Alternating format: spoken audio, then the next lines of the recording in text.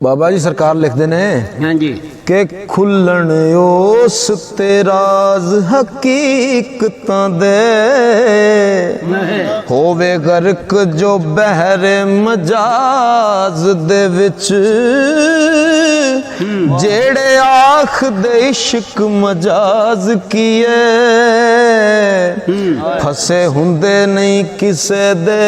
नाज दे विच जिदों तीक ना हुस्न दी सट वजे आउंदा सोज नहीं इश्क दे साज दे विच ओदी सुर नहीं कदे सरूर देंदी होवे दर्द ना जिदी आवाज दे विच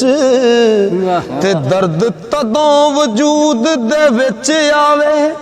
ओ जाइए मुक जा प्यार दे राज दे विच दसो ओ पंछी किधर नस सकदा जेड़ा अड़ जावे पंजे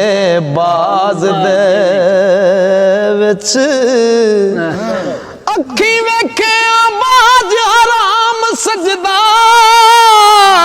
चढ़ के पढ़िया मकतब राज़ नियाज दे विच